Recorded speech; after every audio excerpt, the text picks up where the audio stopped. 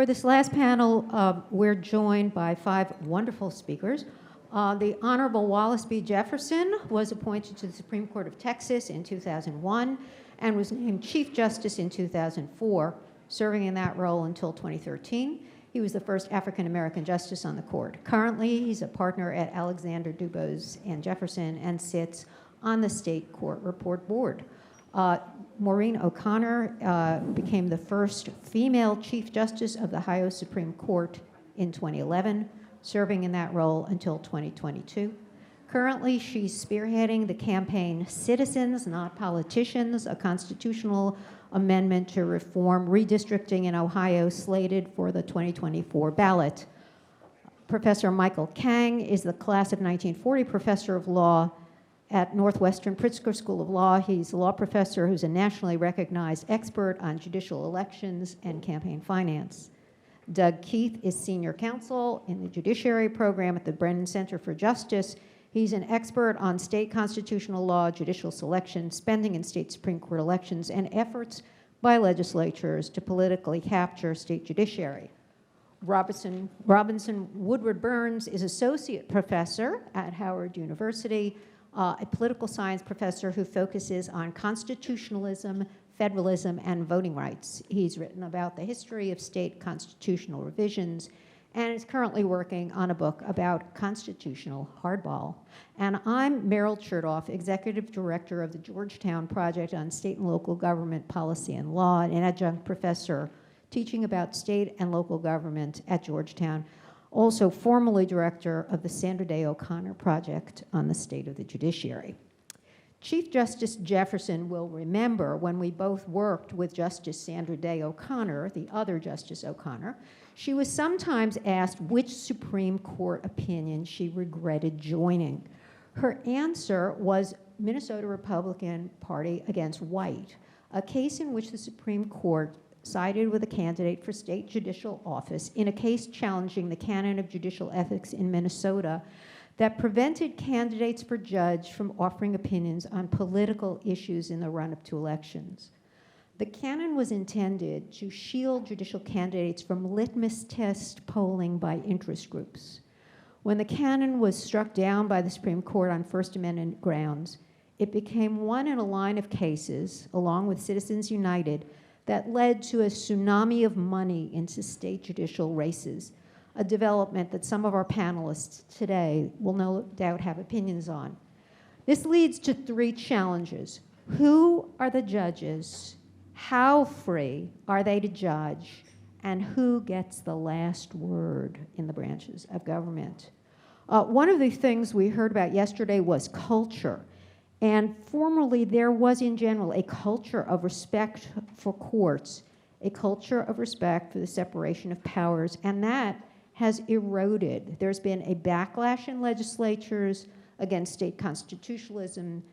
Legislatures have tried to do end runs around their own constitutions, and the judges who interpret them to advance what are sometimes highly ideological and often minoritarian positions. As Professor Chertoff said in the beginning, a longtime observer would have said 15 years ago that it was, who was watching 15 years ago, would have said that it's shocking to imagine that today we would be asking our panelists about run-ins they've had with efforts to impeach judges whose rulings displease legislators, make it harder for the people to amend their own constitutions to reflect the popular will, abuse direct democracy tools that were meant to give the people more say in their state constitutions, and capture redistricting commissions to freeze in perpetuity what was meant to be temporary partisan advantage by one party or another.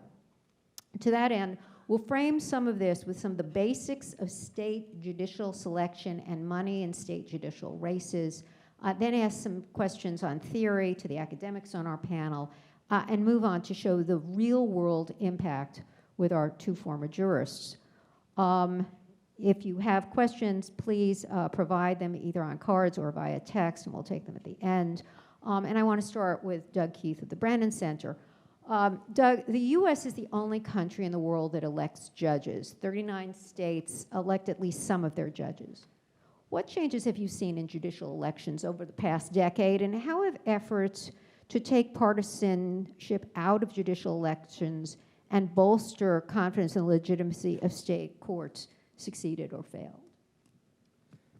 Well, first I want to echo everyone's thanks for all the work that went into putting this event together.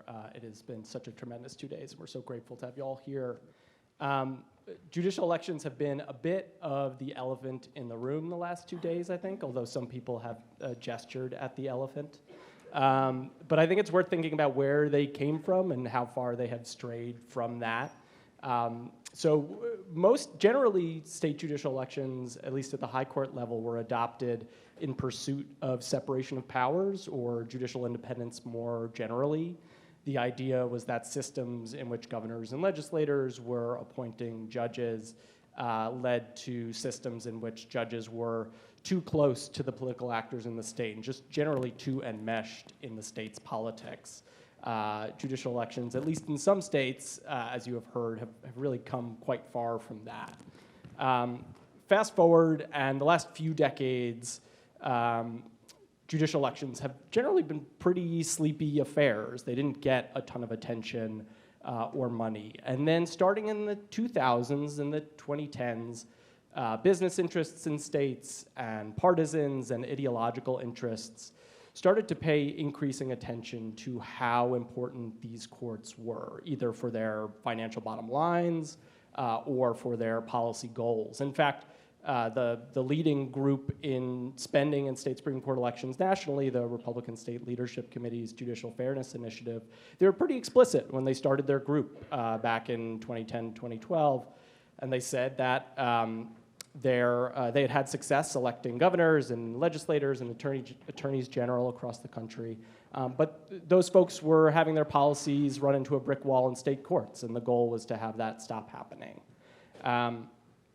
So we saw money grow over this period and records shattered in a number of states, but even all of that looks fairly quaint compared to where we are in the post-Dobbs era. So the Brennan Center for Justice, for 20 years, we've published reports every 2 years about spending and state Supreme Court elections. And I just published our 2022 report last week, which I know feels like ancient history to some folks. But what we found in that analysis is that the amount of money in the 2022 cycle of state Supreme Court elections was almost double what any midterm cycle before it had ever seen. There was about $100 million in spending, $46 million from opaque outside groups, which is more than they have ever spent in a state Supreme Court election cycle, and records broken in a number of states. And that's 2022. That does not include the Wisconsin Supreme Court election from spring of 2023, which itself shattered records and was more than double what had ever been seen in a state Supreme Court election before, even if you adjust for inflation. The Wisconsin Supreme Court election, for context, would have ranked as a top 10 Senate race in that same year. So these races are getting the kind of national attention and money that you sometimes see in other races. And I wrote our 2018 report about spending in judicial elections, which I used hyperbolic language about how much money we'd seen that cycle. The Wisconsin election saw more money than every race that year combined. The Pennsylvania Supreme Court election, which took place a little bit after Wisconsin and did not get as much press attention, may have in fact actually been the second most expensive judicial election ever. So that would say that the first two elections which took place in a fully post-Dobbs cycle were likely the most and second most expensive state Supreme Court elections ever. Far from making these less partisan over the years, states have actually made them more partisan. In North Carolina and Ohio, legislators added party labels to ballots in states where they previously had nonpartisan judicial elections. States eliminated or defunded public financing for judges in states where that was accessible to judicial candidates. And voters themselves have actually rejected efforts to move away from elections and move to other forms of judicial selection. And the election outcomes, including the recent ones, have already had real jurisprudential impact. In North Carolina, moments after the court changed hands, we saw the new Supreme Court reverse a set of recent decisions issued by the prior court. In Ohio, which we'll hear lots about, the court changed directions after the new justice took their seat on the court. And in Wisconsin, we've already seen the court consider cases that were decided by its predecessor court. I also want to mention, we've talked a lot about judicial elections. Appointment states do not get off the hook from this increased political attention. In New York and Connecticut, we saw governors have to withdraw their candidates after the members of their own party said that the folks the governors had nominated to be judges on the state's highest courts were not sufficiently progressive. In South Carolina, as you heard in the previous panel, after the state Supreme Court found a right to abortion under the state constitution, the legislators who are responsible for selecting justices in that state turned around and identified a justice who would help the court change course, and ultimately they did shortly thereafter. This all raises really key questions about what courts can and should look like in this new era. Are we going to see different judges, ones who are willing to endure this partisanship or perhaps embrace the partisan vetting that will come with these elections? What does stare decisis mean when a court decision is only good until the next election? Does any competent litigation strategy also include an electoral strategy? Mostly, I just want folks to know that as some people turn their attention to these courts for the first time, these courts are not blank slates. They have been shaped by these dynamics for years, dynamics that are only becoming more intense in this moment. We'll get back to that very interesting question about stare decisis and what that volatility means. But I did want to throw the question to the two Chief Justices, O'Connor and Jefferson, who have run for judge. Chief Justice Jefferson, you ran in Texas on a party line. In Ohio, Justice O'Connor, you ran without party affiliation until towards the end of your term when the law was changed, as Doug was saying, going from a nonpartisan to a partisan election. You're both very independent-minded, of course, but do you think that the party endorsement makes a difference to your colleagues when they run for judge? Well, a party endorsement does make a difference in a state where you run on a party ticket. And so in Texas, just for example, there has not been a Democrat in statewide office since 1994. So if you want to be on the Supreme Court of Texas or the other high court in Texas, the Court of Criminal Appeals, you've got to be Republican and you have to win a Republican primary. And so I ran 3 times in Texas. There's statewide elections, and we've heard a lot about Texas, so I wanted to just give you a sense of what it's like to run in an election in Texas. What do? You campaign. You travel across the state. In Texas, there are 254 counties. It takes about 10, 11 hours to drive from one part of the state to the other. So you're on Southwest Airlines. And where do you go? You go to law firms. You go to editorial boards. You go to civic organizations. You go to universities and schools. You go where any big crowd is, and sometimes you walk in little parades. You know, you're trying to talk to the people who will put you in office, hopefully. And what do you ask? When I campaign, I'd go and say, how am I doing? How is the court doing? Where do you think we can improve? Either in the efficiency of our docket, the cost of litigation, how is that going? Are we making it on access to justice issues? Tell me. I was there to get feedback. And then I would explain how the court operates. I would talk about the procedures, discretionary court, what are the important factors in deciding whether to take a case or not. I would take notes. So when I first started campaigning, I would go, say, to Beaumont, Texas. And there, a local judge had done e-filing on his own. He'd figured out a program, worked with the local bar, and got rid of paper in his courtrooms. And I'm thinking, well, that's interesting. Why are we not doing that statewide? I'd go and talk to the courts of appeals, and they had a case management system that made it much more efficient for the processing of cases. I went to a juvenile court and saw kids with their parents, usually single parents, who were in court because they had violated some school rule. not violence, but Texas had a system where they issued Class C misdemeanors. I would go to South Texas and to the colonias, where they lived in shacks. I mean, it was the huge amount of poverty. They had legal problems that were not being addressed. And I went to medical legal partnership organizations along the border. And so I was learning things. And all the while, as I'm talking to these groups, I was urging the reform of the way we elect judges, that we shouldn't be doing it the way we're doing it, that there ought to be a merit selection system, but that has been tried and failed many times. And I would talk to the people that make a difference in elections, and those are the money people, right? So they're general counsel, they're heads of corporations, they're mayors, and they're state representatives and state senators. And you know what I would do? I would tell them, here's what the judiciary needs. We're not being funded well enough. The compensation is too low for judges. We can't retain and keep and attract the best judges. And I would say, when state reps, when the governor comes and calls upon you, tell them how much you think the judiciary is important, and do what you can to help us. And so, as a result of this sort of thing, when I got elected and in office, I had public hearings for statewide e-filing, which reduced the cost of litigation, and everything that's filed now is public record that people have access to. I brought cameras in the courtroom at the Supreme Court of Texas. So if you live in El Paso, you don't have to get on a plane to watch an oral argument.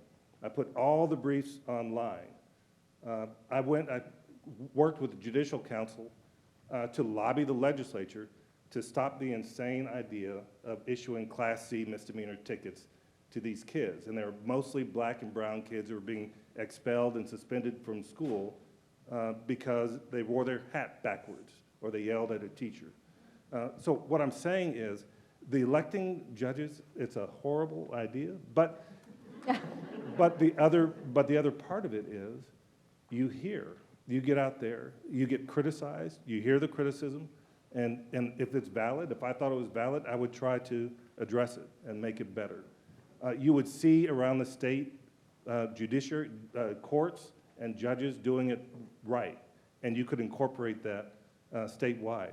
I had more votes than most of the committee chairs in the House and Senate that I testified in front of. And so they knew that I had political skills and I had the connections to talk to people that mattered to them. And that helped me when I was trying to promote an administration of justice that worked for all of the people. And so it is a horrible system, but there is a way that you can use it to your advantage to improve our system of justice. And I'll stop there. Can I just provide a little bit of context, because you use the expression merit selection, and for us, we're buffs, so we know what we're talking about, but just to set a little context.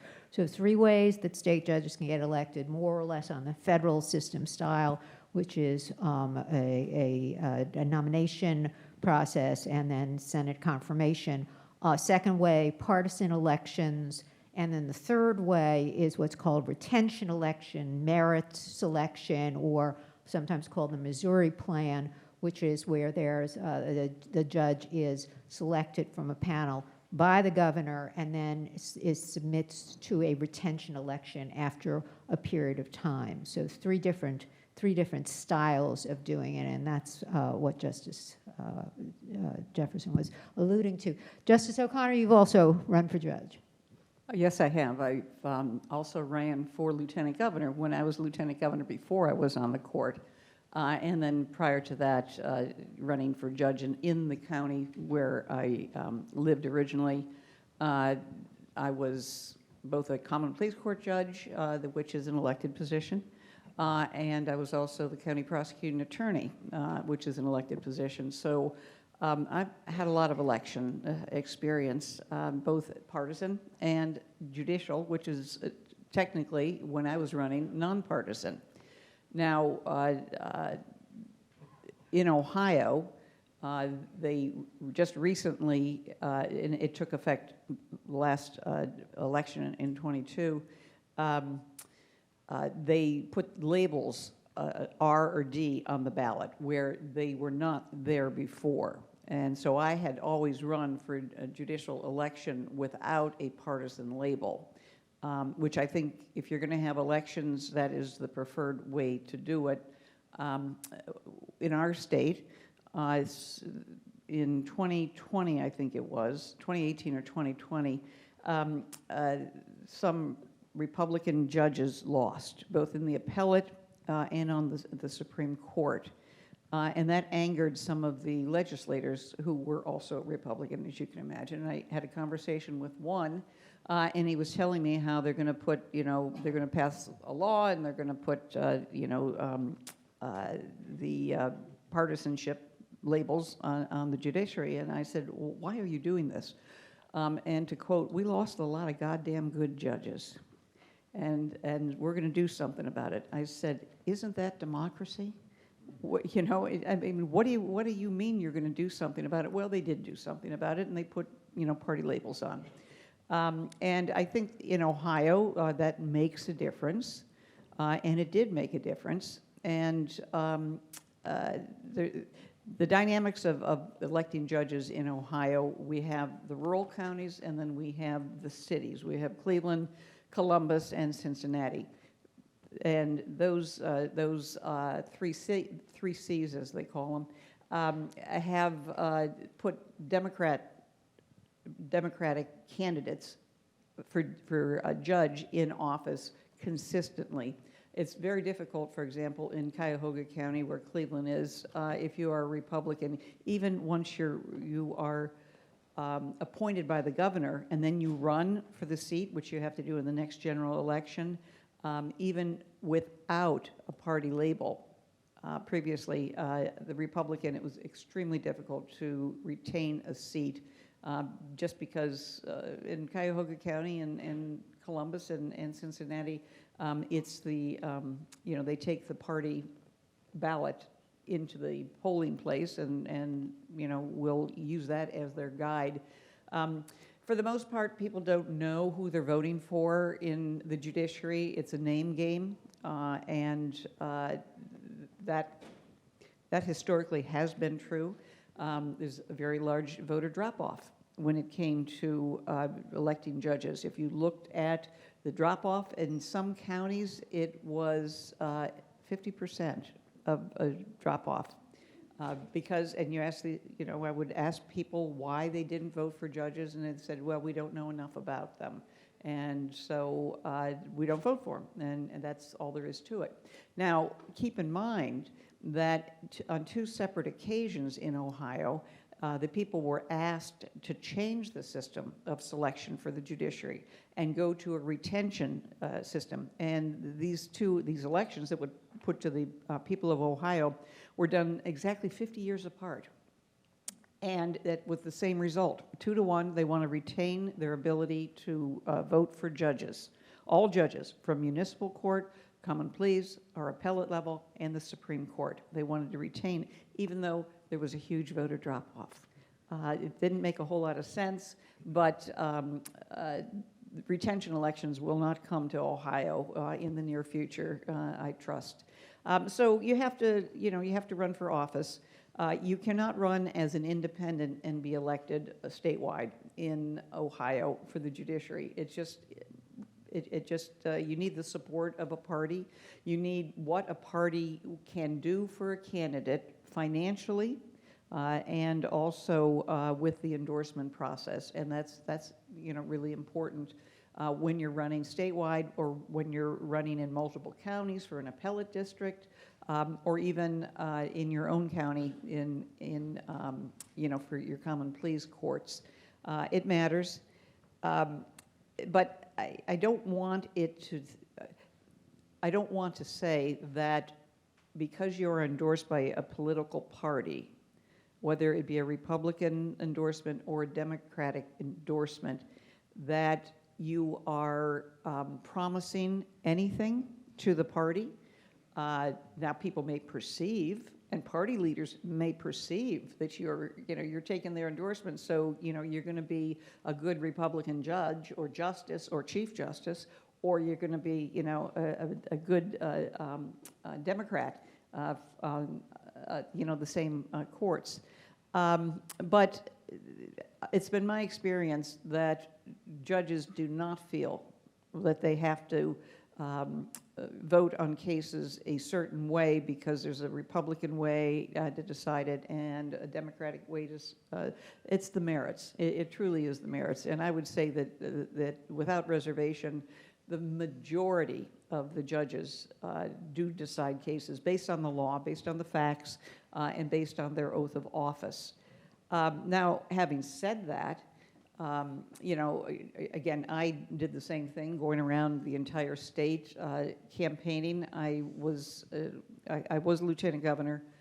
There was an opening on the Supreme Court, and I decided that I was going to run for the Supreme Court. And that was in 2002. And I had to do the same thing, go around, curry favor with, the editorial boards and the local parties and, the movers and shakers in the legal community and various organizations. And it is an education. I wish everybody could do it once, but only once, because anybody that says that they enjoy campaigning, don't vote for them because they're not smart enough to do the job. It is grueling. It is absolutely grueling, but it's necessary. But you do get a flavor for the people when you're talking to, groups, picnics in the summertime, so anyway, I was elected to the court. I was then reelected I was elected in 2002. I was reelected in 2008. We have 6-year terms. In 2002, when I ran, I secured 86 out of 88 counties. And in the next election in 2008, I had won all 88 counties in the state, which was kind of unheard of, and got more votes than Barack Obama, who carried the state. So that was my claim to fame. I've always been the highest vote getter on the ballot. When I'm on the ballot, I'm the highest vote getter of any candidate. And I, of course, won all these the elections that I ran for the court. It got to the point then in 2010 when I was running for Chief Justice, because that's how the chief gets elected in Ohio is, or selected is through the ballot. The people of Ohio vote. And it's not your colleagues get together and decide who's going to be chief. That would never have worked. But I ran. I was elected in 2010 to be Chief Justice. And it came 6 years later, 2016, for re-election. And I didn't have an opponent. It was the best race of my life. It was wonderful. In 2014, I put out a white paper of 5 different ways that we could improve the judiciary. And this was after talking to judges and talking to, people who, use the court, both parties as well as attorneys, et cetera. And this was a blueprint of how we can improve the judiciary and how we can improve the court system.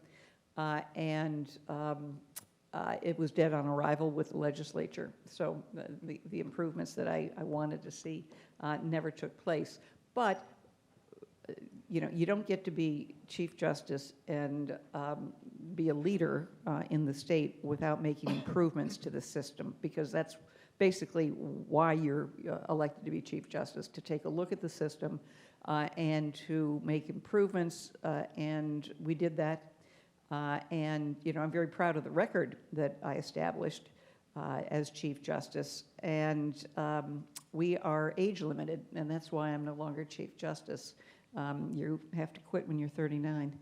No, actually it's 70. You can't run again if you're 70.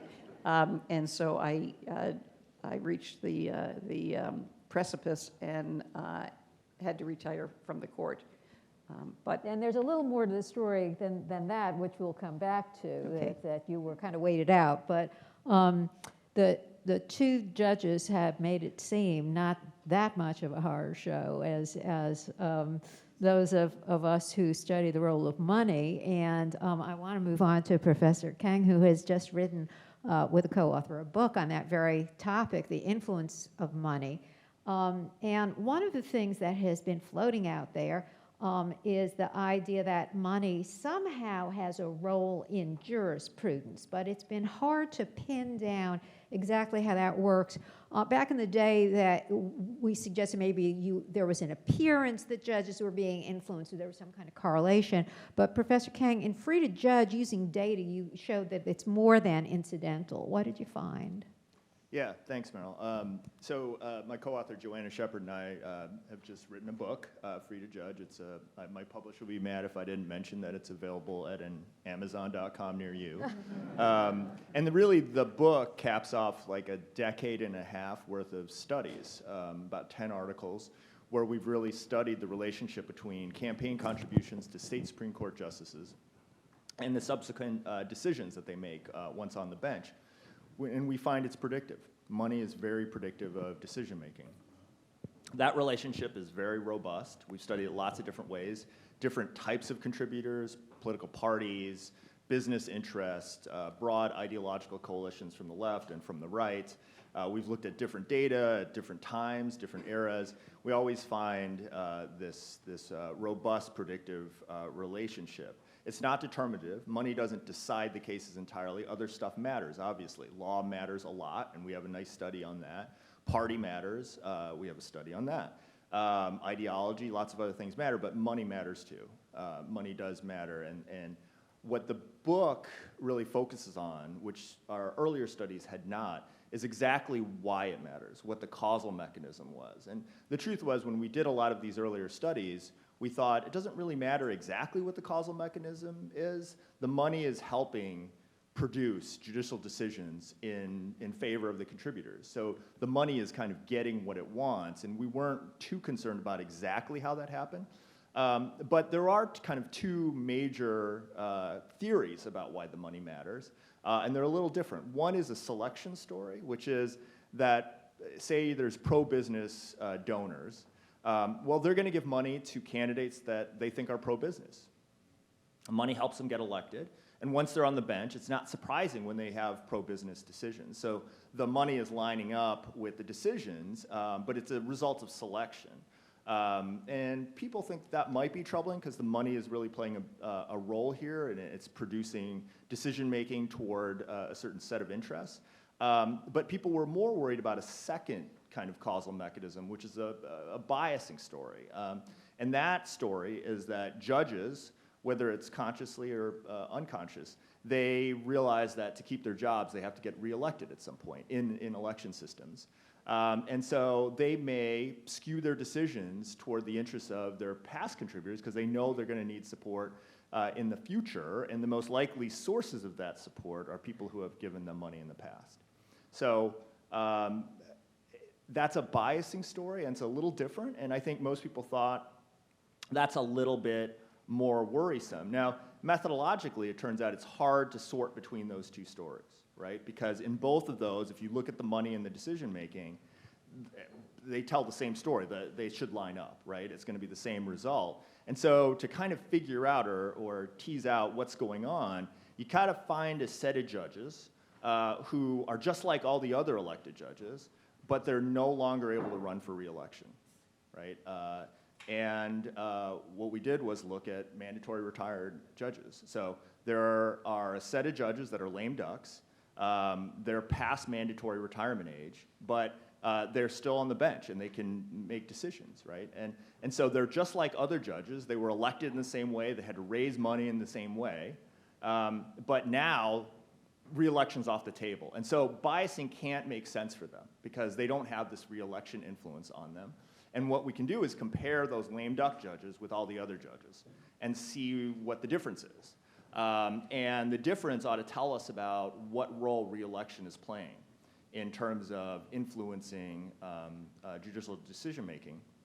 And when we compare the lame ducks with the rest of the judges, we find that the predictive effect of money drops off from anywhere from half to 2/3.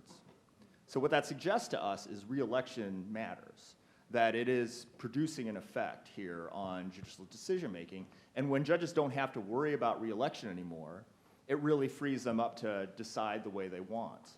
And re-election is a pressure, a systemic pressure, that is biasing judges. Now, I should say here, we're not accusing judges, I'm sitting on the panel with two elected judges.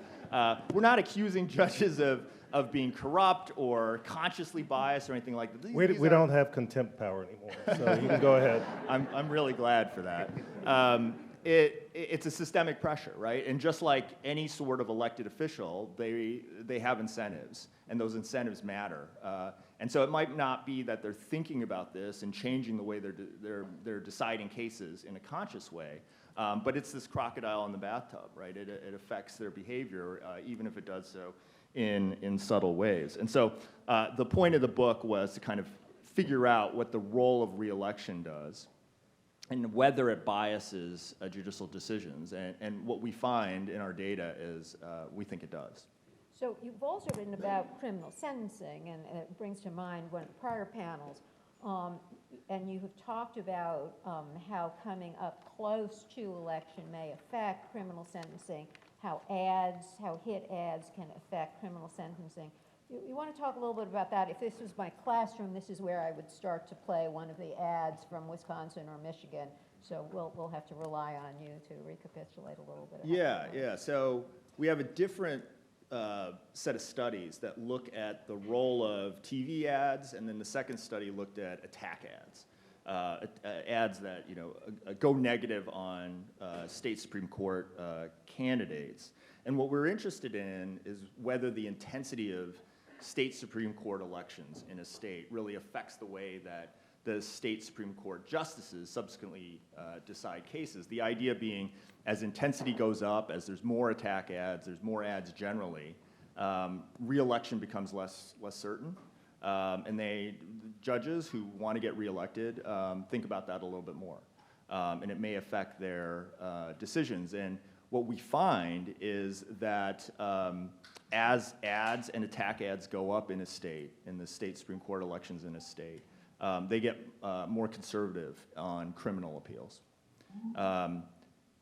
That's predictable if you look at the literature. Why criminal cases? It's not because the donors care most about criminal cases, right? A lot of the donors with the money, they care about tort reform or they care about business cases. But the judges and the donors and the people who make the ads, they know the criminal cases are really the focus of the TV ads and the attack ads. If you think about the ads that Meryl would show her class, they're almost certainly criminal cases that are the focus. It is that some judge let a killer go, and later they killed another person, or someone who committed sexual assault and then goes on to do something horrible. That's really the fuel for these ads. And so judges, quite understandably, have a tendency to become more conservative in criminal cases, not only as election ads go up in a state, as attack ads go up in a state, as the election approaches. All of these things that make them more conscious about re-election make them more conservative on criminal appeals specifically. Professor Woodward-Burns, one of the things that we heard over the last 2 days is the idea about the amendability of state constitutions and about how that creates a feedback loop between the people and the people as a constraint on the judiciary and on other branches of government.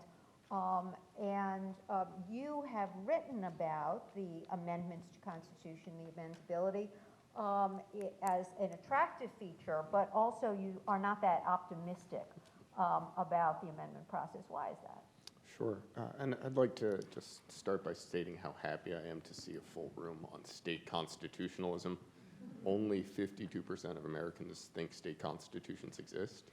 I assure you they do exist. I have dozens of them. I collect them, which is a strange thing to say in public. There's one I don't have, which is the Alabama state constitution, which is 389,000 words long. It's the size of a phone book, which for the students in the room was a kind of book that had phone numbers in it. And that's after revision. That's after revision. Right, after revision. And I don't have that because the shipping costs were too high. It's too heavy. So why is the Alabama Constitution so long? I promise I'm going somewhere with this. The document's so long because in Alabama, counties can pass amendments to the Constitution. They're amendments salient to individual counties. So you get a very long document. And Alabama is the longest document, but on average, state constitutions are longer than the U.S. Constitution, in part because they're easier to amend. Most states allow you to pass an amendment with somewhere between either a simple majority or a 3/5 majority of the vote. It's easy to initiate amendments through citizen initiatives. 18 states, depending on whether you count Mississippi, 18 states have the citizen-initiated constitutional amendment. In Massachusetts, you can initiate an amendment with only 3% of the electorate in any given year. And then you can also entirely replace state constitutions. There have been 412 attempts to write entirely 412 bodies empowered to write entirely new state constitutions across American history. So you have this really active, energetic trend in American state constitutional politics. And from that, some commenters have noted that states can serve as laboratories of democracy, as Justice Brandeis noted 90 years ago in the New State Ice Company decision. Justice Brennan, almost 50 years ago, noted that state judiciaries can innovate and have rights protections exceeding federal minimums or floors. More recently, Judge Sutton has noted that you have dual venues between federal and state constitutional courts. So there is space for innovation, and that's especially attractive in moments when the federal Congress is sclerotic, is gridlocked, is incapable of expanding voting rights protection, particularly in moments when the Supreme Court may be issuing decisions that may be sort of hostile.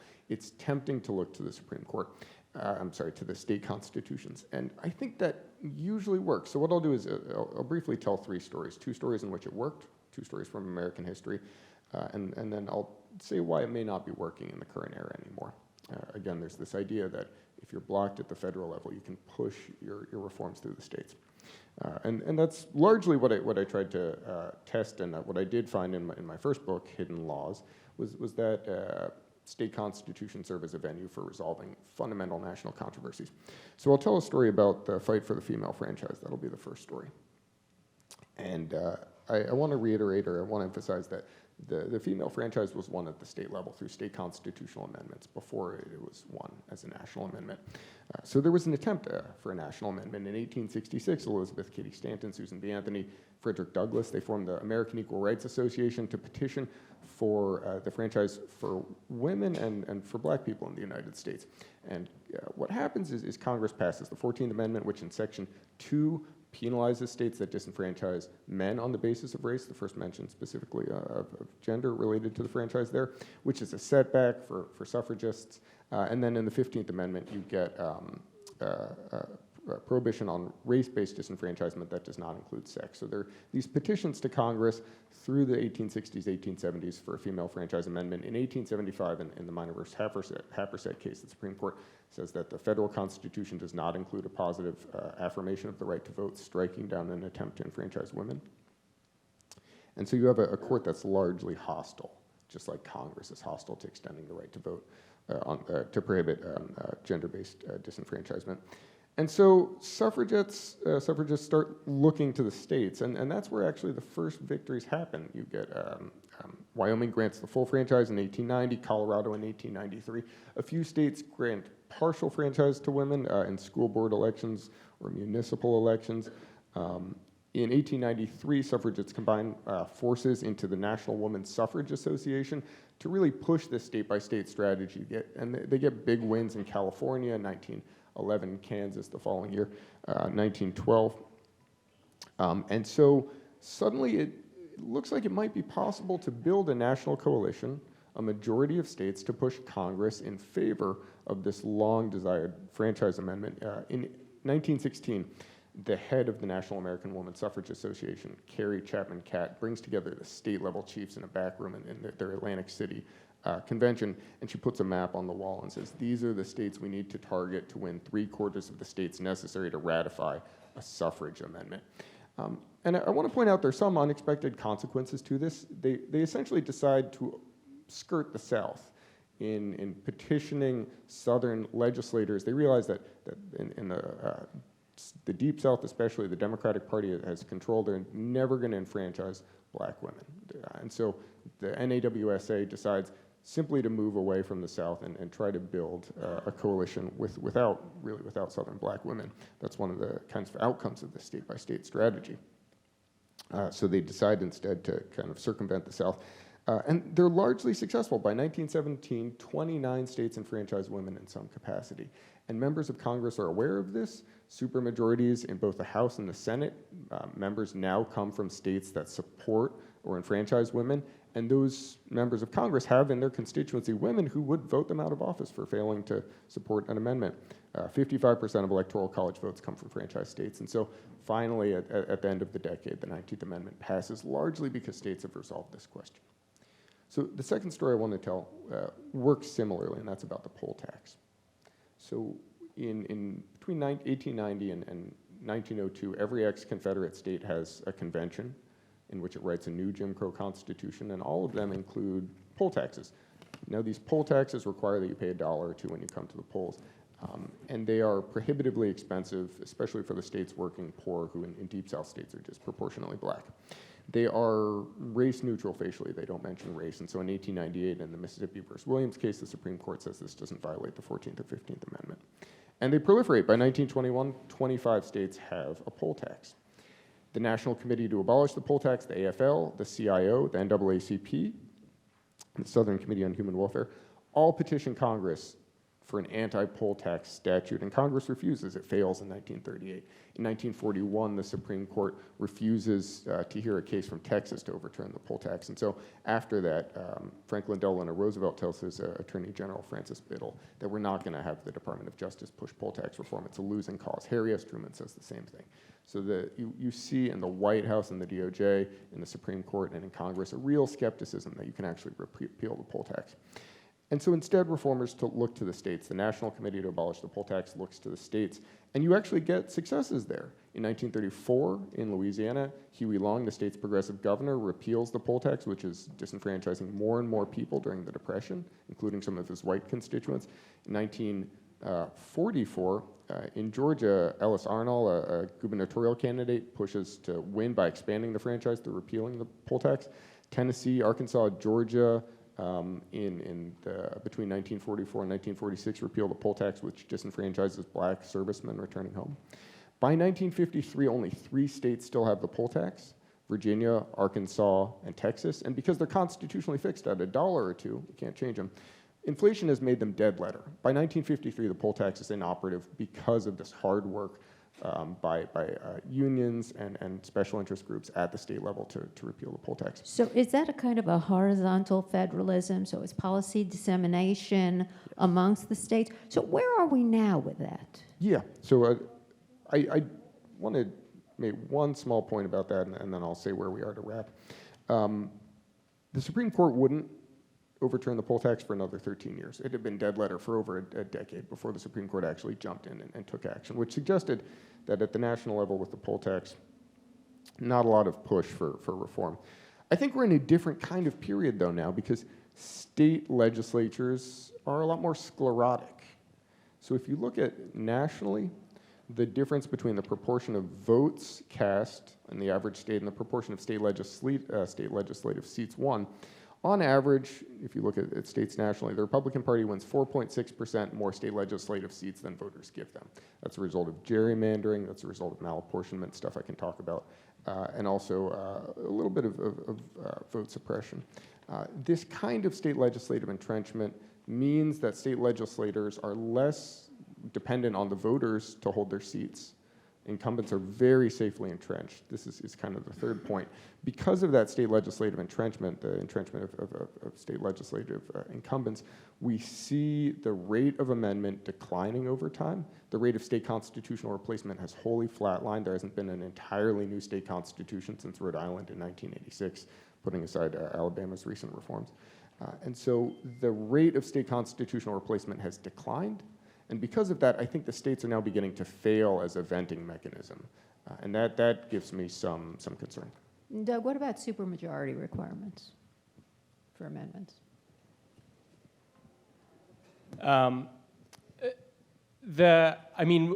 So in the judicial context, we've seen backlash against courts who engage in robust state constitutionalism. This has shown up in a number of ways. Impeachment, limiting courts' authority, changing venues that hear state challenges to legislation based on the state constitution. And all of this is not because these legislators, somewhere deep down they hate courts. They just dislike the idea of their, or are trying to limit the idea of there being this other tool with which the public or some other institution in the state can go against the will of the legislature. And so in my mind, the supermajority requirements that we are seeing considered or even put up to voters in Ohio for amending state constitutions are just part of that cloth. It's just another example of legislatures that are having a lot of success in some ways, but frustrated that there remain other avenues or vehicles for the public to affect change that the legislature disagrees with, and they're trying to close those doors. And that may have something to do with the independent state legislature theory that this is all overreaching by the legislature. And Justice O'Connor, you've seen that kind of overreaching firsthand with your work on gerrymandered maps in Ohio. Please tell us more about that. Well, first of all, addressing what happened this past August in Ohio, there was the legislature decided it would be a good idea that any citizen-initiated constitutional amendment requires 60% of the vote to pass, as opposed to 50+1, which is what it's been since 1912, when this citizens' initiative was passed after a constitutional convention. And curiously, in January of 23, the legislature had decided that they would do away with all August elections, and then they all of a sudden needed to have an August election in order to put this 60% on the ballot, and they did that because we had a reproductive rights constitutional amendment on the November ballot. And my initiative, and when I say mine, I'm involved with an initiative called Citizens Not Politicians, and that will be on the ballot this November, and it will revolutionize, I think, the way districts are drawn in the state of Ohio and get rid of gerrymandering. That's what the goal is. So the legislature, knowing that these two pieces of constitutional amendment were in the horizon, decided that they were going to have an August election, and it backfired. They thought people aren't going to come to the polls. It's just, everybody's on vacation or not paying attention. Well, about 58% of the people said no thank you to the 60% rule. So that, was torpedoed. And then what it did was give momentum for the vote in November with reproductive rights. Because that passed, 58% in the state. And my hope is that that momentum, is ongoing and will be reflected in the ballot issue for redistricting reform in Ohio. We need redistricting reform because Ohio is one of the worst gerrymandered states in the country. And we have a redistricting commission by Constitution. In 2015 and in 2018, we had 2 amendments to the Constitution, and it was sold to the public and anybody else that these 2 amendments were going to take care of gerrymandering, and everything's going to be fair in Ohio. And actually, they were doomed from the get-go because they had a redistricting commission that was packed with politicians: the governor, the secretary of state, the auditor, the leadership of both the Senate and the House, both the majority and the minority. So 7 members, 5 out of those 7 were Republican.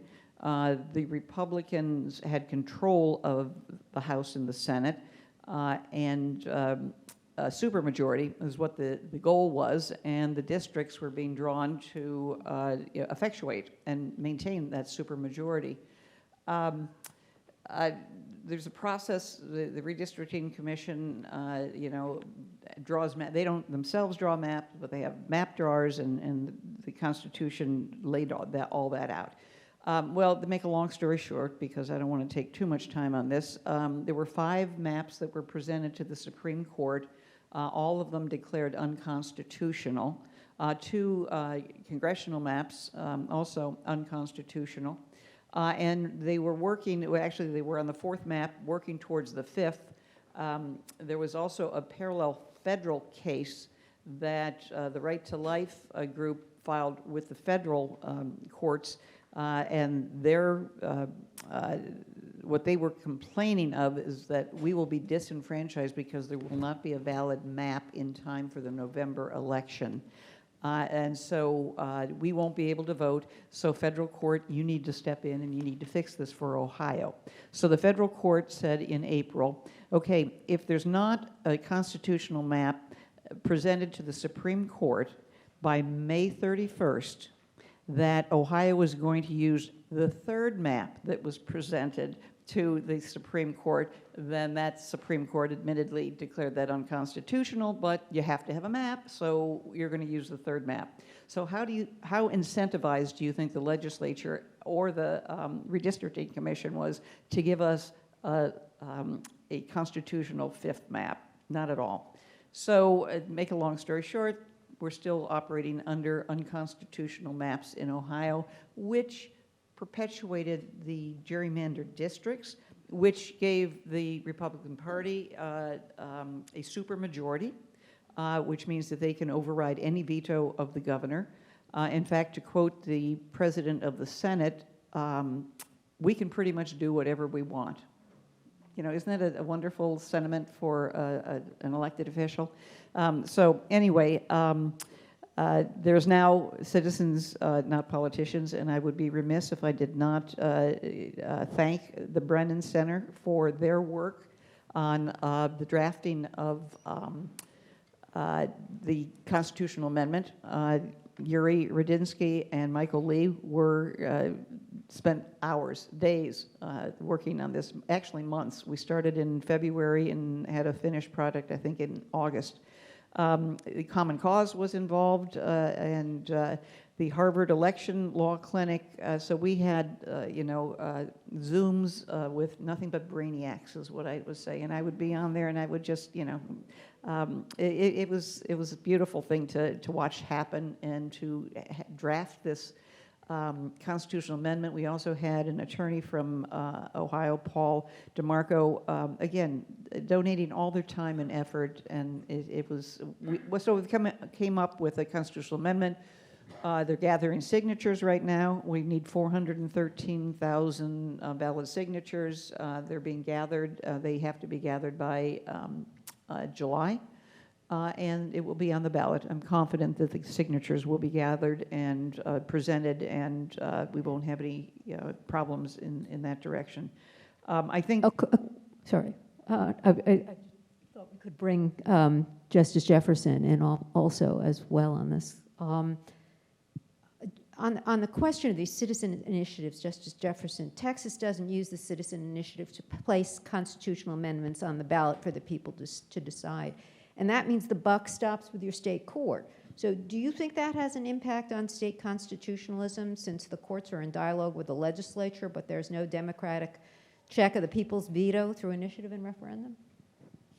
Well, I think it does. The constitutional amendments in Texas have to originate in the House and then get passed in the Senate, and then it'll go to the state citizens for a vote. And then, the question will come to the Supreme Court in a disputed matter. And the court has recently, and it's one of the reasons I'm here and support very strongly the project that the Brennan Center has for state courts, is there are members of the court that really want to focus these days on the state constitution.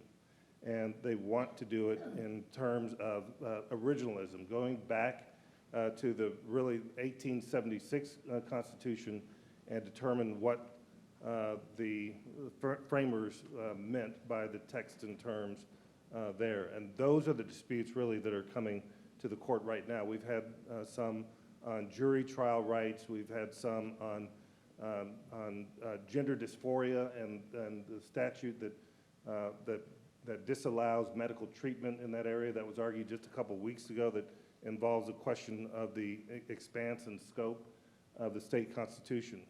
And the court has said, many of the justices have said, and in fact I brought a quote for one of these, this had to do with jury trial, suggesting that litigants really go back and research.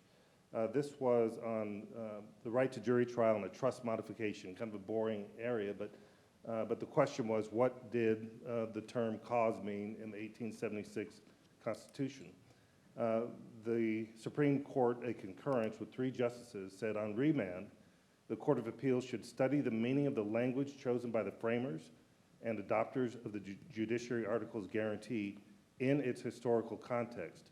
And it encourages the parties, practitioners, legal historians, and other interested amici, in this case and others, to contribute their level best assessment of what the 1876 Constitution meant by cause, relying on contemporary resources. Well, what does that do? It makes you go back and figure out what are the sources. Where do you find the original meanings? You know, what was preserved? Are there transcripts of debates? What did the dictionaries, say in 1876? What's the legal history that we can find? What were the legislators saying at the time? The same and similar process to those that look toward original meaning in the U.S. Constitution. And I think that is going to be the future of a lot of litigation and important litigation about the preservation of rights in the state of Texas. All right, let's do a lightning round and then move on to questions from the audience. So to each of you, if you could make one recommendation to protect the ability of judges to interpret state constitutions faithfully and beyond politics, what would it be? So shall we go to Professor Yeah, Kang? I mean, mine's pretty obvious. It comes out of our book, which is to get rid of re-election. So have a single long term for state Supreme Court justices, so they don't have to worry about these re-election pressures. Have the term be long, so that the average tenure of a state Supreme Court justice doesn't change. And the way we explain this in the book is we don't want to change the incentives for the job. We want the same type of people. We think judges are good people that really work hard and want to do the right thing. They're just subject to these kinds of really intense political pressures. And we want to get rid of that. I think Alicia Bannon here at the Brennan Center calls it one and done. You can run, you have a long term where you've got job security, but you don't have to worry about re-election and worry about the next election where you got to raise money. And the truth is, if you talk to, we talk to a lot of judges in our work, and especially judges that preceded the kind of hyper-polarized politics we have today, they're a little bewildered by the politics today.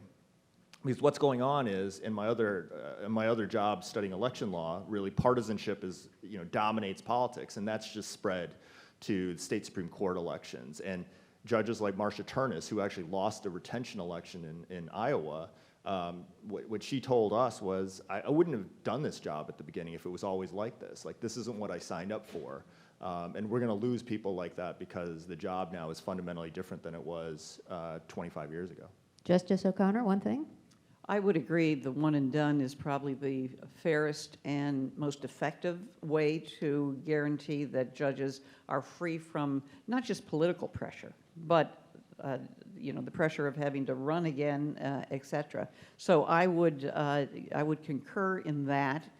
It would have to be hammered out in a certain length of time that would make it attractive to someone who is not necessarily retirement age from a practice. In other words, someone who's practiced law for 30 or 40 years and then decided, I'll go to the judiciary, because I would like to see younger people, being involved and making the judiciary their career.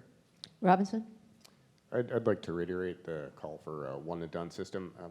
Judicial elections are an artifact of the Jacksonian era. They predate large sort of interest group organization and money by a century and a half. And so I share the sentiment that would be a healthy kind of reform. Justice Jefferson.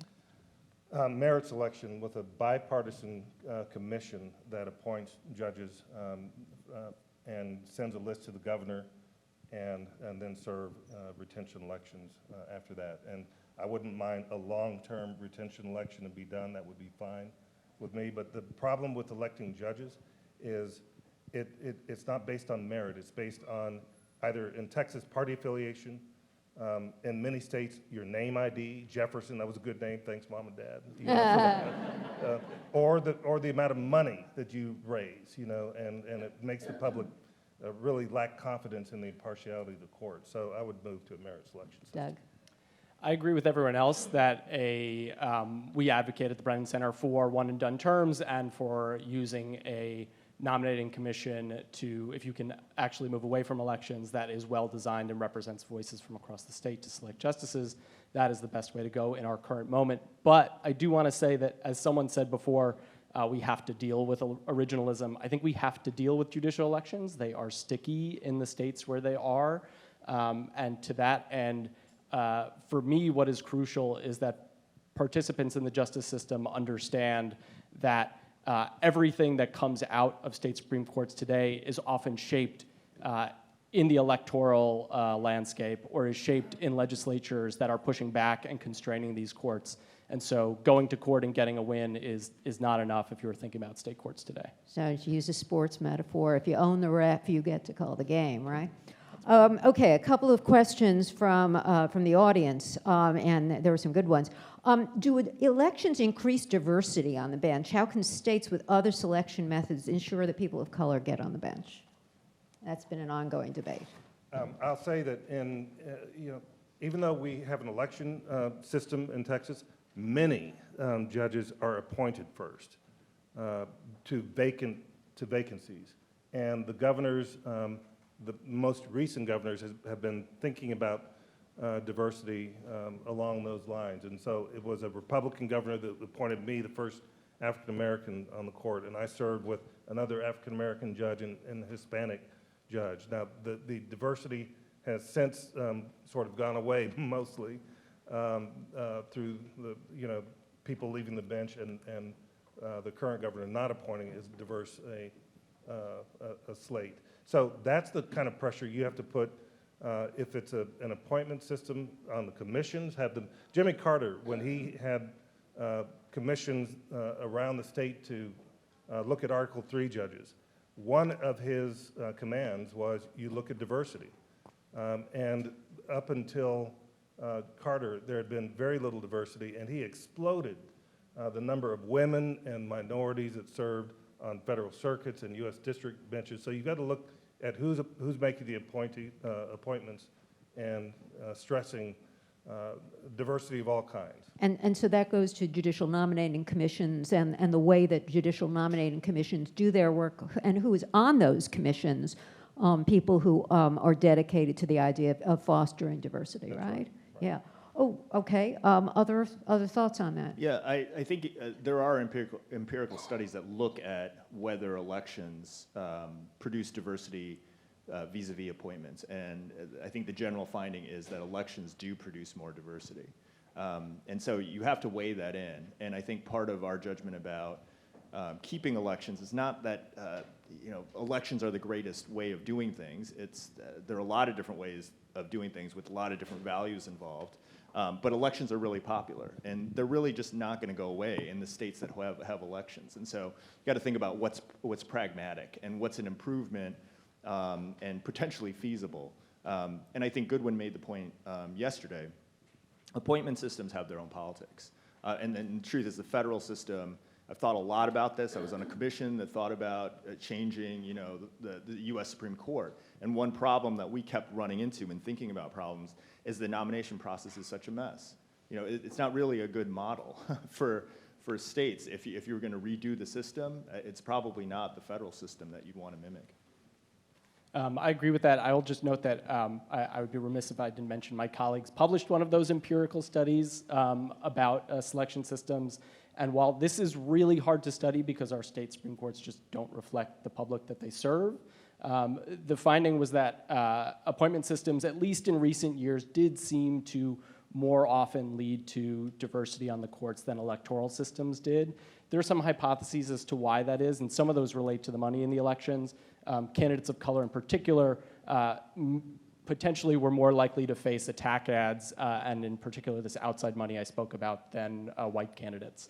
And so I think it's really important to think about how our elections are operating today. Although in the cities in Texas, Harris County, that's Houston, there were more black women elected judges than ever before in the history of our state. In San Antonio, Hispanic women are being elected.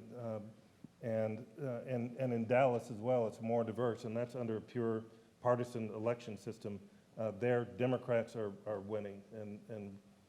So, you know, I guess in part it depends on what state you're talking about and what the demographics are of your urban areas. Well, that also raises another interesting dynamic, which is that the judges elected statewide, the demographics may be a little bit different than in these local races. And so the quality and character of the local judges may be the dynamics will be different there, correct?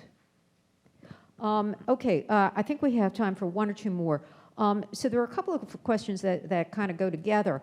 What are the consequences of the increased national attention on the perception of legitimacy of judges, and also the verticalization, the increased role of national party on elections? What influence does that have, both in the way judges do their work, but also the perception of how they do their work?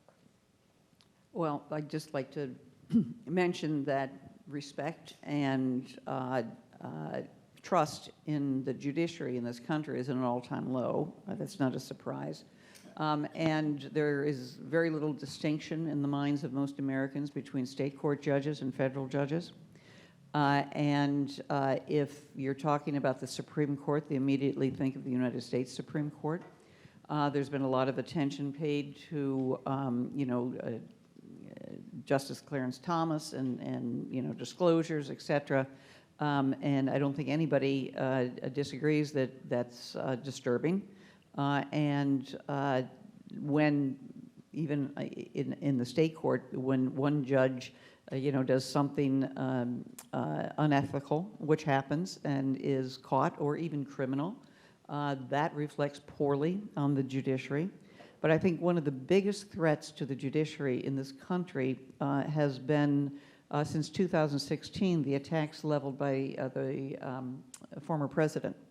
And even up until, a couple days ago, the behavior and disrespect shown for judges and the legal system has never been as predominant and as it is now, and I think there's a ramification in the public about how former president is treating the judiciary and the judicial system, and that's largely responsible for, I think, the demise of trust. And once he does it, then other public officials do it. Yep. And that's what's been happening.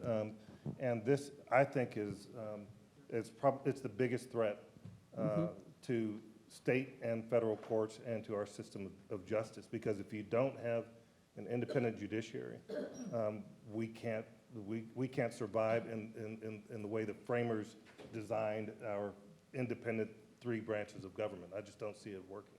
And last question to Justice O'Connor. You were actually threatened with impeachment. What about the impeachment of justices as one of the hardball tactics? Well, I look at they didn't like the way I voted on the redistricting cases, so the legislature drew up articles of impeachment. They never filed them. It was, I think, political drama. I didn't really take it seriously. It was, to my way of thinking, they were just insulting themselves. It shows these are lawmakers and they should know the Constitution and they should know the law of Ohio, and clearly they didn't. That was, as I said, political drama. But, I don't know of other judges that have been threatened with impeachment or have been impeached. I don't think that, you know, that's, again, if that is talked about, it's just political drama. And they waited you out till you were retired. No, that's not true. You know, yeah, I retired, but when you say waited me out, we had the decision by the federal court on the redistricting cases well before I retired, and so that was, you know, that was a done deal, Okay. unfortunately. Doug, last word? I'll just say on the impeachment point, a note of optimism. There have been other justices that have been threatened with impeachment for their decisions in Pennsylvania after the state Supreme Court found that the districts violated the Constitution for unconstitutional partisan gerrymandering. In Wisconsin, before a justice even heard a single case, justices were threatened with impeachment. And maybe unique to the court context, there is still a broad bipartisan understanding that these things are inappropriate. And so they failed in both of those states. They obviously failed in Ohio as well. And so I am at least heartened that some of these worst attacks right now, they are not succeeding, and the public seems to understand that courts are at least supposed to be a little bit different than the other branches of government. Okay, so at least there's something left of the culture. So thank you all very much.